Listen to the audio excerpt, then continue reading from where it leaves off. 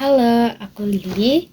Aku dari Prodi Sastra Indonesia angkatan 2023 dan di sini saya akan menjelaskan materi dari mazhab sastra bandingan dan problematika sastra bandingan. Nah, apa aja sih mazhab dan problematika di sastra bandingan itu?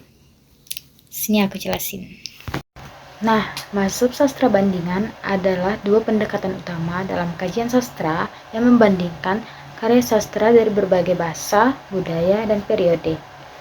Secara umum, ada dua mazhab dalam sastra bandingan, yaitu mazhab Prancis dan mazhab Amerika. Nah, yang pertama, mazhab Prancis itu disebut sebagai aliran lama, dengan pelopornya yaitu Ferdinand Waldenstenger, Paul Pantiegram, dan Jean-Marie Carré, dan Marius Francois Guyard.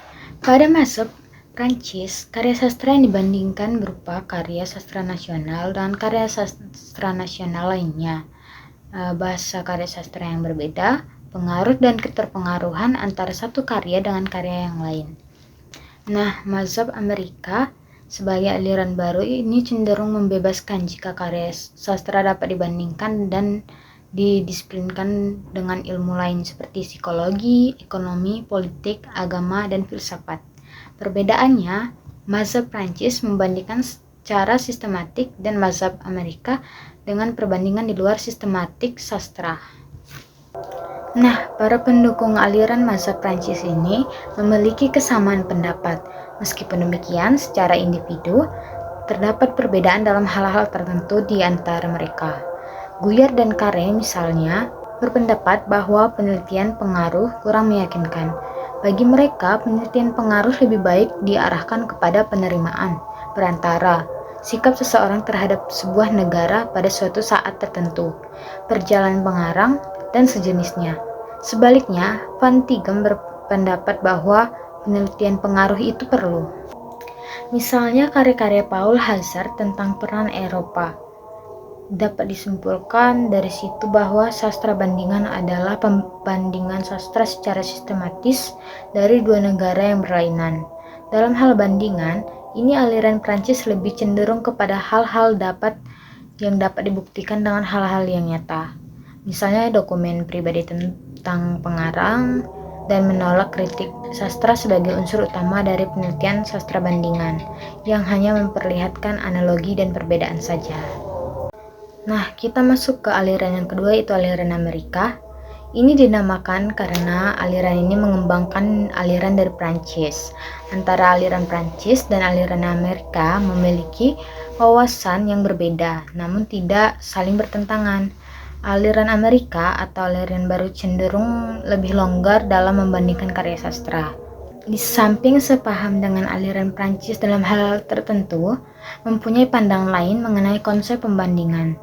Aliran Amerika berpandangan bahwa sastra bandingan bisa membandingkan karya sastra dengan karya bidang ilmu dan seni tertentu, seperti sastra dan sejarah, sastra dan dengan falsafah, sastra dengan politik, sastra dengan ekonomi, dan sastra dengan sosiologi, serta sastra dengan agama, dan sastra dengan seni lukis.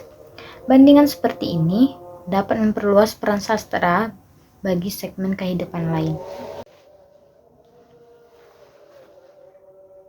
Simpelnya itu, aliran Prancis itu cenderung membandingkan dua karya sastra dari negara yang berbeda, sedangkan aliran Amerika juga membandingkan sastra dengan disiplin ilmu lain, seperti yang sudah disebutkan tadi. Nah, dari penjelasan di atas ada sedikit perbedaan mendasar antara aliran Amerika dan aliran Prancis. Para pelopor aliran Prancis seperti Van Tighem, Guyard, Eitemble, dan June tidak menyebutkan atau membincangkan langsung tentang hubungan sastra dengan bidang lainnya, misalnya seni lukis, musik, falsafah, dan politik yang tadi. Namun meletakkan hal demikian dalam seni bandingan bukan sebagai sastra bandingan karena alasan sejarah. Aliran Prancis khawatir penelitian antara sastra dan hal lain dari kehidupan manusia akan mewujudkan penelitian yang tidak ilmiah. Nah, yang pada akhirnya itu akan merusak penerimaan sastra bandingan.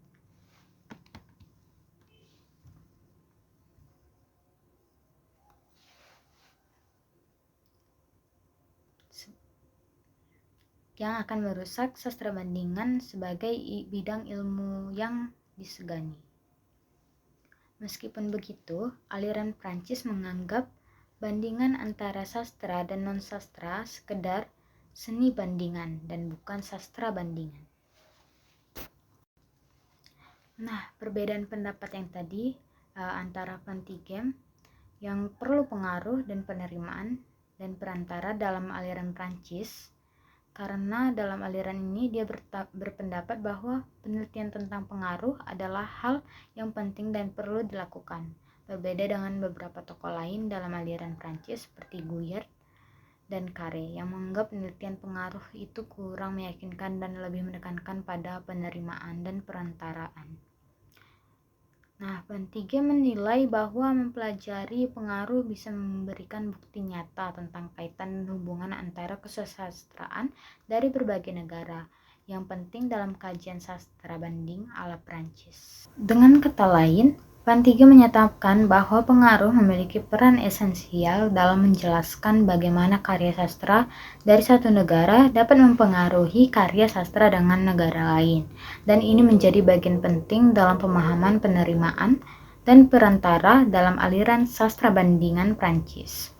Jadi, pengaruh menjadi alat analisis untuk menghubungkan karya sastra lintas budaya dan waktu yang berbeda, terutama dalam konteks penerimaan sastra dan peran perantara yang menghubungkan karya dari antara kebudayaan yang berbeda-beda.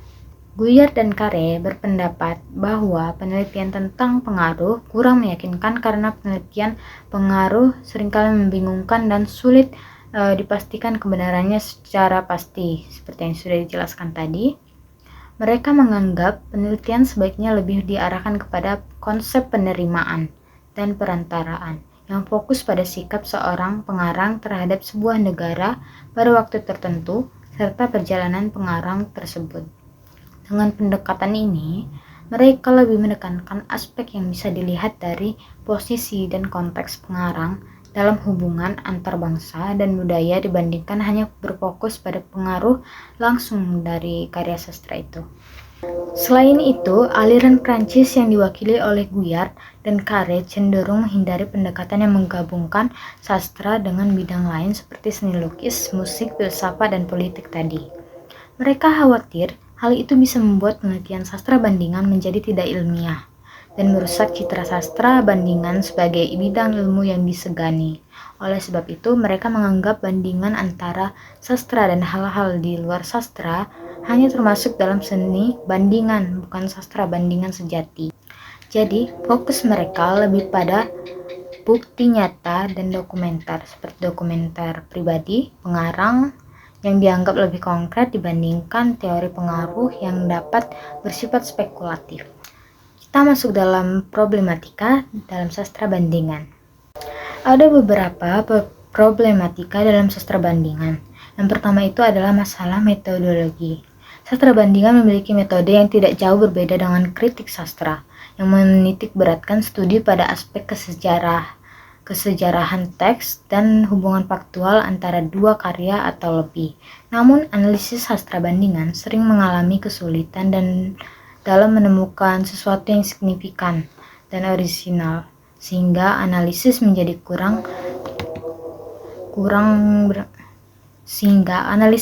kurang bermakna jika tidak dapat mengungkapkan hipogram, tradisi, atau afinitas yang memadai. Peneliti juga harus menghindari sikap a priori dan perlu membandingkan karya dalam bahasa aslinya untuk mendapatkan hasil yang optimal. Yang kedua itu ada kompleksitas terjemahan. Problemnya ini, karya sastra yang menjadi objek biasanya adalah karya terjemahan, yang dalam proses penerjemahannya sering mengalami kreativitas dan penyesuaian. Hal ini menimbulkan problematika terkait keabsahan dan kesetiaan karya asli dalam kajian sastra bandingan. Yang ketiga adalah pemilihan objek kajian. Peneliti harus mampu memilih karya yang memiliki kadar keterkaitan tertentu untuk membandingkan agar menghasilkan percakapan yang relevan antara karya-karya tersebut. Pemilihan objek kajian yang tidak tepat bisa melemahkan hasil kajian sastra bandingan itu. Yang keempat adalah perbedaan pendekatan dan paradigma. Sastra bandingan memiliki berbagai perspektif dan paradigma yang berbeda, seperti perspektif komparatif, historis, teoritis, dan antardisiplin. Hal ini terkadang menyebabkan ketidakkonsistenan dalam pendekatan dan hasil analisis dalam sastra bandingan. Yang kelima adalah problem interpretasi. Sastra bandingan seringkali menghadapi dilema antara interpretasi objektif dan subjektif agar mampu menghasilkan interpretasi yang meyakinkan dan valid. Peneliti harus dapat menyeimbangkan kedua hal ini agar analisis tidak bias atau terlalu spekulatif.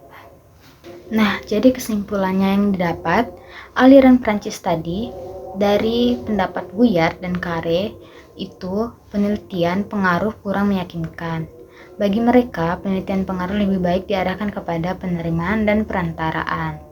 Nah, sedangkan Pantigem ini sebaliknya yang berpendapat bahwa penelitian pengaruh itu perlu.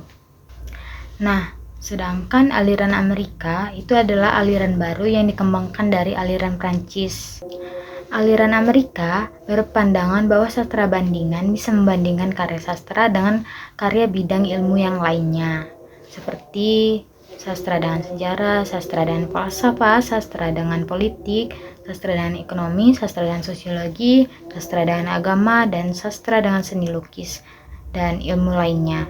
Bandingan seperti ini dapat memperluas peran sastra bagi segmen kehidupan lain menurut aliran Amerika ini. Dan problematika dari sastra bandingan sudah saya jelaskan tadi, ada 5 problem dalam sastra bandingan. Nah, itu dulu untuk penjelasan dari materi mazhab sastra bandingan dan problematika dari sastra bandingan. Tugas ini saya buat untuk menyelesaikan UTS dari mata kuliah sastra bandingan. Terima kasih telah menonton, saya akhiri, sampai jumpa.